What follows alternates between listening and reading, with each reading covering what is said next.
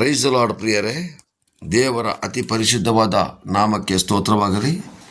ಇಂದು ಲೋಕದಲ್ಲಿ ಇರುವಂತಹ ಜನಗಳು ಸರ್ವಸಾಮಾನ್ಯವಾಗಿ ಸೈತಾನನ ಒಂದು ದಾಸತ್ವದ ನೊಗದಲ್ಲಿ ಸಿಕ್ಕಿ ಹಾಕ್ಕೊಂಡಿದ್ದಾರೆ. ಆದರೆ ಯೇಸು ಕ್ರಿಸ್ತನಲ್ಲಿ ಬರತಕ್ಕಂತಹ ಜನಗಳು ಕೂಡ ಬರುವಂತಹ ಪ್ರಾರಂಭದಲ್ಲಿ ಕ್ರಿಸ್ತನ ಒಂದು ಆರಾಧನೆ ಮಾಡಿದ್ದು, ಕ್ರಿಸ್ತನಿಗೋಸ್ಕರ ಪ್ರಾರ್ಥನೆ ಮಾಡಿದ್ದು.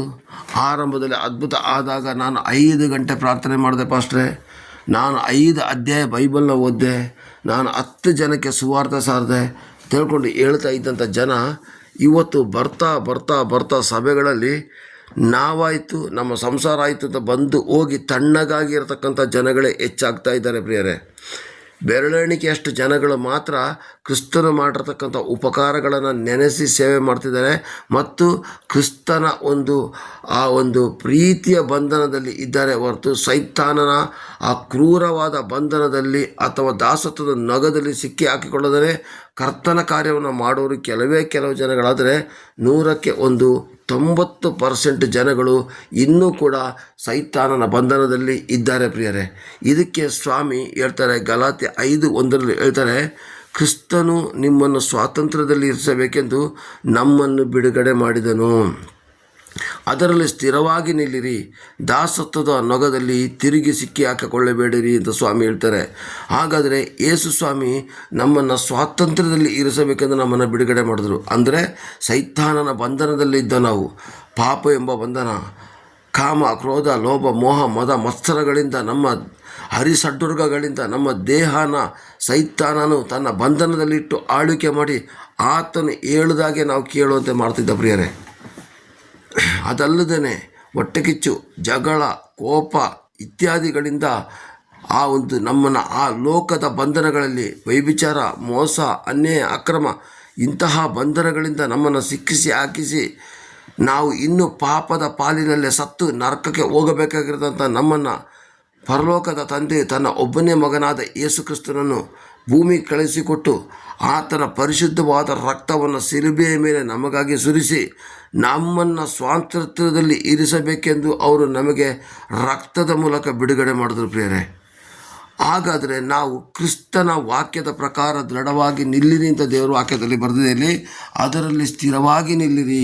ಗಲಾತ್ಯ 5:1 ನೋಡಿ ಬರೆದಿದೆ. ಯಾವುದರಲ್ಲಿ ಸ್ಥಿರವಾಗಿ ನಿಲ್ಲಬೇಕು? ಕ್ರಿಸ್ತನ ಕಾರ್ಯಗಳಲ್ಲಿ ಸ್ಥಿರವಾಗಿ ನಿಲ್ಲಬೇಕಾಗಿದೆ ಪ್ರಿಯರೇ. Price the lord.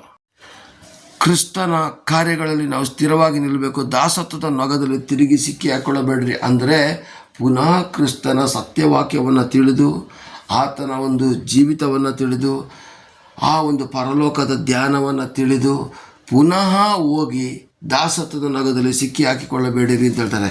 ಅದರಲ್ಲೂ ಸ್ಪೆಷಲ್ಲಾಗಿ ಪ್ರಿಯರೇ ತೆಗಿಲಿಕ್ಕೆ ಹೋದರೆ ಇವತ್ತು ಕ್ರಿಸ್ತರು ಈ ಒಂದು ವಚನವನ್ನು ಯಾಕೆ ಕೊಟ್ಟಿರ್ತಂದರೆ, ಪೌಲನು ಯಾಕೆ ಕೊಡ್ತಾನೆ ಅಂದರೆ, ಸಭೆ ಒಳಗಡೆ ಧಾರ್ಮಿಕ ಪದ್ಧತಿಯ ಮೂಲಕ ಆ ಒಂದು ಸಭೆಗೆ ಬರುವಂಥ ಜನಗಳನ್ನ ಬಂಧನದಲ್ಲಿ ಇರಿಸಬೇಡಿದ ಸಹಪಾಲಕರಿಗೆ ಕೊಡೋದು ಸೂಚನೆಯಾಗಿದೆ.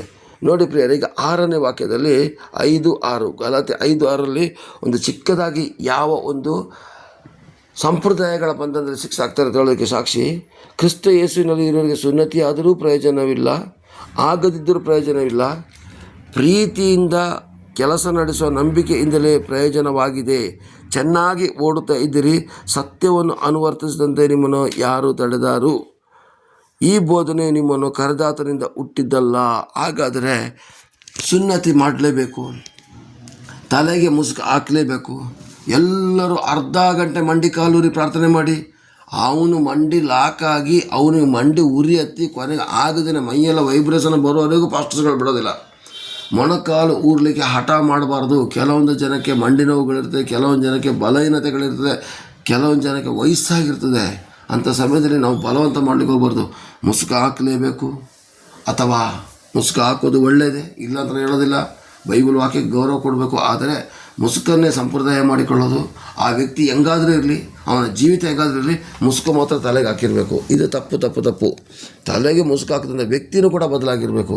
ಮಂಡಿ ಕಾಲೂರಿ ಪ್ರಾರ್ಥನೆ ಮಾಡೋದು ಹೇಳೋದು, ಸಭಾಪಾಲಕರ ಮೇಲೆ ಗೊಣಗುವಲ್ಲಿವರೆಗೂ ಮಂಡಿ ಕಾಲೂರಿ ಹಾಕ್ಸೋದು, ಅದು ಅಲ್ಲದೇ ಪ್ರಿಯರೇ, ವಾಲೆ ಹಾಕಬೇಡ, ಜುಮ್ಕಿ ಹಾಕಬೇಡ, ಮೂಗುತಿ ಹಾಕಬೇಡ, ಆಭರಣಗಳು ಹಾಕ್ಬಾರ್ದು, ಒಳ್ಳೆ ಬಟ್ಟೆ ಹಾಕಬಾರ್ದು. ಇವತ್ತು ಇಂಥ ತಪ್ಪಾದ ಬೋಧನೆಗಳು ಬರ್ತಿರೋದ್ರಿಂದ ಎಷ್ಟೋ ಜನಗಳು ಅವರು ದಾಸತ್ವ ನಗದಲ್ಲಿ ಸಿಕ್ಕಿ ಹಾಕಿಕೊಂಡಿದ್ದಲ್ಲದೇ ಬರುವಂಥ ಜನಗಳು ಕೂಡ ಕ್ರೈಸ್ತರನ್ನು ನೋಡಿ, ಅಯ್ಯೋ ಅಲ್ಲಿಗೆ ಹೋದರೆ ವಾಲೆ ಬಿಚ್ಚಬೇಕಂತೆ, ಜುಮುಕಿ ಬಿಚ್ಚಬೇಕಂತೆ, ಅಯ್ಯೋ ಏನೂ ನಾವು ಹಾಕೋಬಾರ್ದಂತೆ, ಬರೀ ಹಳೆ ಬಟ್ಟೆಯಲ್ಲಿ ಹೋಗಬೇಕು, ಈ ಥರ ಹೇಳೋದ್ರಿಂದ ಅವ್ರು ಯಾರೂ ಬರ್ತಾ ಇಲ್ಲ ಪ್ರಿಯರೇ. ಇದು ಭಾರತ ದೇಶ ಸಂಪ್ರದಾಯಕ್ಕೆ ನಾವು ಬೆಲೆ ಕೊಡಬೇಕು. ಈಗ ಆ ಒಂದು ದೇಶದ ಉಡುಗೆ ತೊಡುಗೆಗಳಿಗೆ ಬೆಲೆ ಕೊಡಬೇಕು. ಇವತ್ತು ಏನಾಗ್ತಾಯಿದೆ, ಕಿವಿಗೆ ವಾಲೆ ಹಾಕಲಿಲ್ಲ ಅಥವಾ ಜುಮ್ಕಿ ಹಾಕಲಿಲ್ಲ ಅಥವಾ ತಾಲಿ ಚೈನ್ ಹಾಕಲಿಲ್ಲ, ಅವಳನ್ನು ವಿಧವೆಯ ಪಟ್ಟಕ್ಕೆ ಸೇರಿಸ್ತಾರೆ.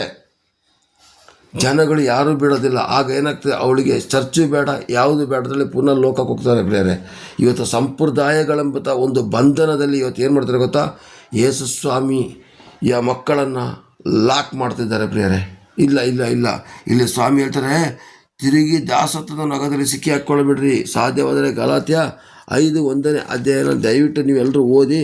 ಅಲ್ಲಿ ಸುನ್ನತಿಯ ಬಗ್ಗೆ ಆಗಿನ ಕಾಲದ ಪರಿಸರ ಹಠ ಮಾಡಿದಾಗ, ಅಲ್ಲಿರ್ತಕ್ಕಂಥ ಮಹಾಯಾಜಕರುಗಳ ಅರ್ಥ ಮಾಡಿದಾಗ ಪೌಲ ಹೇಳ್ತಾನೆ, ಸುನ್ನತಿ ಇದ್ದರೂ ಒಂದೇ, ಸುನ್ನತಿ ಇಲ್ಲದಿದ್ದರೂ ಒಂದೇ.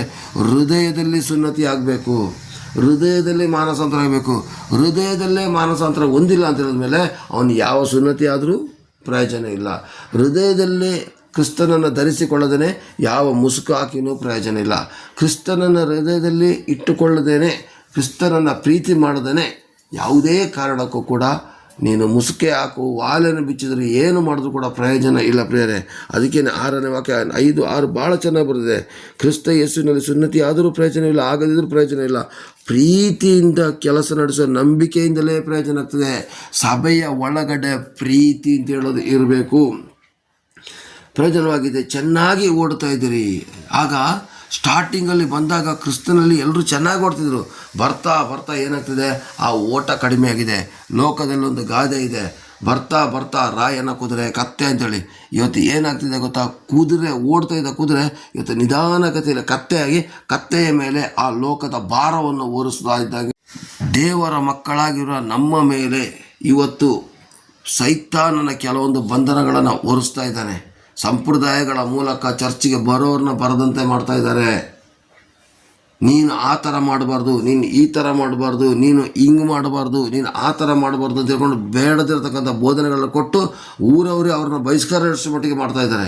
ಇಲ್ಲ ಪ್ರಿಯರೇ, ಸಭೆಯಲ್ಲಿ ಸುಮ್ಮನೆ ಸಂಪ್ರದಾಯಗಳನ್ನು ಮಾಡಿ ಬರುವಂಥ ಜನಗಳನ್ನು ಬರದಂತೆ ಮಾಡೋದು ಬೇಡ.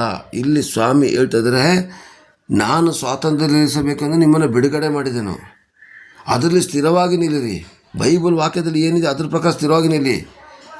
ಪುನಃ ಸೈತಾನನ ಬಂಧನಗಳನ್ನೆಲ್ಲ ಬರುವಂಥ ವಿಶ್ವಾಸಿಗಳ ಮೇಲೆ ಓರಿಸೋದು ಬೇಡ. ಈಗ ನಾವು ವಾಲೆ ತೆಗೀರಿ, ಜುಮ್ಕಿ ತೆಗೀರಿ, ಅದು ತೆಗೀರಿ, ಇದು ತೆಗೀರಿ, ಅದು ಏನು ಅಂತ ಹೇಳೋದು ಸಭಾಪಾಲಕರುಗಳಿಗೆ ಮತ್ತು ಸೇವಕರಿಗೆ ಗೊತ್ತಿದೆ. ಅದೆಲ್ಲ ಹೇಳಿದಾಗ ಅವರು ನಿಜವಾಗಿ ಬರೋದು ಬಾಕಿ ಆಗ್ತದೆ. ಅವರ ಹೃದಯದ ಒಳಗಡೆ ದೇವರು ನಿಜವಾಗಿ ವಾಸಿಸೋದಾದರೆ ಅವರಿಗೆ ಯಾವುದನ್ನು ಬಿಡಬೇಕು, ಯಾವುದನ್ನು ಬಿಡಬಾರ್ದು ಅಂತ ಸ್ವಾಮಿ ಕಾರ್ಯ ಮಾಡ್ತಾರೆ. ಬೀಜ ಬಿತ್ತೋದು ಮಾತ್ರ ನಮ್ಮ ಕೆಲಸ, ಸೇವಕರಾಗಿರ್ತಕ್ಕಂಥ ನಮ್ಮ ಕೆಲಸ. ಅದನ್ನು ಬೆಳವಣಿಗೆ ಮಾಡಿ, ಬೆಳೆ ಬರುವಂತೆ ಮಾಡಿ, ಫಲ ಕೊಡುವಂತೆ ಮಾಡೋದು ಸ್ವಾಮಿಯ ಕೆಲಸ. ಆದರೆ ನಾವು ಬೀಜ ಬಿತ್ತಿದ್ದು ಮಾತ್ರ ಅಲ್ಲ, ಅದಕ್ಕೆ ನೀರು ಹಾಕಬೇಕು, ಗೊಬ್ಬರ ಹಾಕಬೇಕು, ಹಾಕ್ತಾ ಇರಬೇಕು. ಹಾಗೇ ಒಬ್ಬ ವಿಶ್ವಾಸಿಗೆ ಸುವಾರ್ತೆ ಸಾರೋದು ನಿನ್ನ ಕೆಲಸ. ಸುವಾರ್ತೆ ಸಾರಿ ಆದಮೇಲೆ ಅವ್ರನ್ನ ಹೋಗೋಗಿ ಪ್ರೀತಿಯಿಂದ ಟಚ್ ಮಾಡಬೇಕು. ಗಲಾತ್ಯ 5:6 ಹೇಳಿದಾಗೆ ಪ್ರೀತಿಯಿಂದ ಟಚ್ ಮಾಡ್ತಾ ಕರ್ತನ ದಾರಿಗೆ ಬಂದಾಗ ಯೇಸು ಕ್ರಿಸ್ತನ ಯಾವಾಗ ಅವ್ರನ್ನ ಮುಟ್ಟಿದ್ರೋ ತಕ್ಷಣವಾಗಿ ಅವರಿಗೆ ಯಾವುದೆಲ್ಲ ನಾನು ಮಾಡಬಾರ್ದು, ಯಾವುದೆಲ್ಲ ಮಾಡಬೇಕಂತ ಗೊತ್ತಾಗಿ ಅವರೇ ಅಂಥದ್ದನ್ನೆಲ್ಲವನ್ನು ಬಿಡ್ತಾರೆ ಪ್ರಿಯರೇ. ಅಂಥವನ್ನೆಲ್ಲ ಬಿಡ್ತಾರೆ. ಬಿಟ್ಟಾದಮೇಲೆ ಕರ್ತನ ದಾರಿಯಲ್ಲಿ ಸ್ಥಿರವಾಗಿ ನಿಲ್ತಾರೆ. ಸ್ಟಾರ್ಟಿಂಗಲ್ಲಿ ಬಂದ ತಕ್ಷಣ ನೀನು ಅದಾಕಬೇಡ ಇದಾಕಬೇಡ ಅಂತ ಹೇಳಿದಾಗ 100% ಅವರು ಬಿಟ್ಟೋಗ್ತಾರೆ. ಆ ಆತ್ಮ ಹಾಳಾಗಲಿಕ್ಕೆ ನೀವು ಕಾರಣ ಆಗ್ತೀವಿ ಪ್ರಿಯರೇ. ಆದ್ದರಿಂದ ಸಂಪ್ರದಾಯಗಳ ಮೂಲಕ, ಚರ್ಚ್ಗಳಲ್ಲಿ ಸಂಪ್ರದಾಯಗಳ ಮೂಲಕ ಜನಗಳನ್ನು ಹಾಳು ಮಾಡೋದು ಬೇಡ. ಅವರು 3-4 ಸಲ ವಾಕ್ಯ ಕೇಳಿದಾಗ ಅವ್ರಿಗೆ ಯಾವುದು ಮಾಡಬೇಕು, ಯಾವುದು ಮಾಡಬಾರ್ದಲ್ಲೇ ಪವಿತ್ರಾತ್ಮನೆ ತೋರಿಸಿಕೊಟ್ಟು ಅವರನ್ನು ಆ ಬಂಧನದಿಂದ ಬಿಡುಗಡೆ ಮಾಡ್ತಾರೆ. ನಾವೇ ದೇವರಾಗಲಿಕ್ಕೆ ಪ್ರಯತ್ನ ಪಡೋದು ಬೇಡ. ಇವತ್ತು ಏನಾಗ್ತದೆ ಅಂದರೆ, ಇವತ್ತು ಸೇವಕರುಗಳೇ ದೇವ್ರ ಥರ ಆಡ್ತಾ ಇದ್ದಾರೆ. ಇಲ್ಲ, ನಮ್ಮ ಕೈಯಿಂದ ದೆವ್ವಗಳನ್ನು ಬಿಡಿಸಿದರು, ರೋಗಗಳು ಗುಣವಾದರು, ನಾವು ಏನಾದರೂ ಪ್ರಾರ್ಥನೆ ಮಾಡಿದಾಗ ಅದು ಸಕ್ಸಸ್ ಆದರೂ ಕೂಡ ಅದರ ಮಹಿಮೆಲ್ಲ ದೇವರಿಗೆ ಹೋಗಬೇಕು. ಸಭಾಪಾಲಕರನ್ನು ಉಪಯೋಗಿಸ್ತಿದ್ದಕ್ಕೆ ಸ್ತೋತ್ರ ಮಾಡಿ, ನನ್ನ ಕೈಯಿಂದ ಈ ಥರ ಆಯ್ತಲ್ಲ ಸ್ವಾಮಿ, ಅದಕ್ಕಾಗಿ ಸ್ತೋತ್ರದ ಮಾಡಿ. ಆ ಸ್ತೋತ್ರವನ್ನು ಬಿಟ್ಟು ಸಂಪ್ರದಾಯಗಳನ್ನು ಮಾಡಿಸುತ್ತಾ ಬಂದಿರತಕ್ಕಂಥ ಆತ್ಮಗಳ ಹಾಳು ಮಾಡದಂತೆ ದೇವರು ಕೊಟ್ಟ ಜ್ಞಾನದ ಪ್ರಕಾರ ನಡೆದು ಕ್ರಿಸ್ತನ ಒಂದು ಪ್ರೀತಿಯ ಕೃಪೆಯಲ್ಲಿ ನಡೀಲಿಕ್ಕೆ ನಾವು ಅವಕಾಶ ಮಾಡಿಕೊಡೋ ಪ್ರಿಯರೇ, ಪುನಃ ಅವರು ವಾಪಸ್ ಹೋಗಿ ಸೈತಾನ ಬಂದನ್ನು ಸಿಕ್ಕಿ ಹಾಕ್ಕೊಳ್ಳದಂತೆ ಕಾಪಾಡಬೇಕಾದ ಜವಾಬ್ದಾರಿ ಸೇವಕರ ಕೈಯಲ್ಲಿದೆ. ದೇವರು ನಿಮ್ಮನ್ನು ಆಶೀರ್ವದಿಸಲಿ, ಕೃಪೆಯಿಂದ ನಡೆಸಲಿ. Amen, amen, amen. Praise the lord.